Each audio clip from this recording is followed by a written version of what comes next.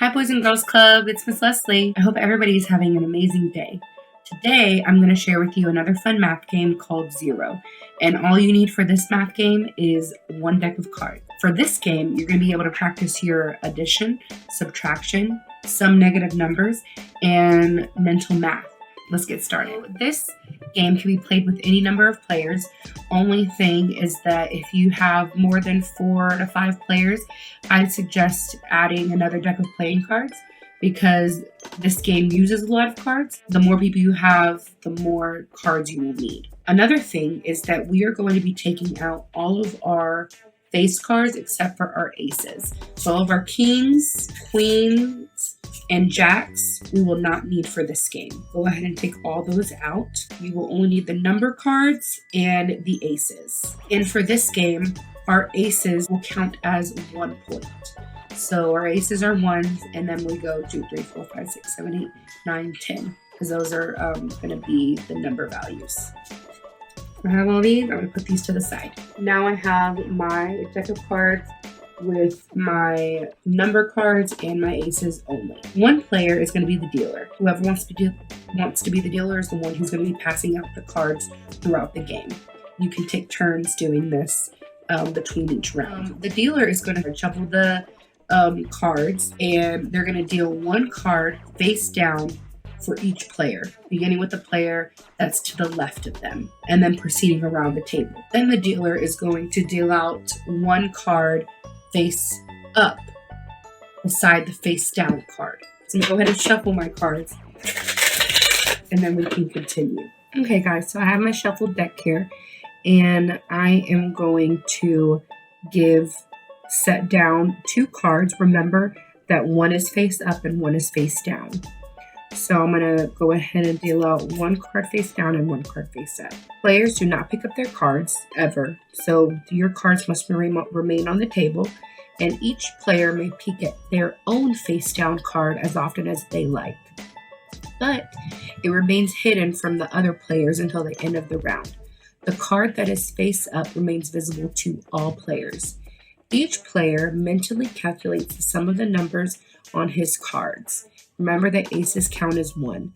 Black cards are positive numbers, and red cards are negative numbers, and they're subtracted. So black cards are positive and are added. Negative cards are the red ones, and they are subtracted. A player's score may go below 0, so that's okay. Here I am, and I can look, because these are my 2 cards. I can look at this card, but nobody else can. But for this demonstration, you can look at my card. So I have an 8, and I have a -5 because reds are negative. So 8 minus 5 is 3. The whole point of this game and how you win is by having the number that is closest to 0. So 8 minus 5, that's 3. That's pretty close to 0. So if I want to stay there, I can. So each member is going to calculate the sum of their numbers on his cards. When all players have had a chance to check their cards, the dealer asks each in turn whether he wants an extra card. Also, that card has dealt face up. In my situation, I would say that I'm going to stay. But for demonstration purposes, I'm going to say maybe I could get closer to 0 than I am right now. So I'm at 3, so I'm going to turn this card over again. Remember, I'm at 3. And the dealer is going to pass out another card to me, but it must remain face up. Okay, so I was at 3. Now I have a positive 8.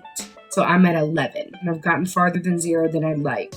And then I can ask the dealer to deal me out another card by saying hit me. And the dealer is going to give me another card face up. So I was at 11. Now I have a -10. Now I am at 1.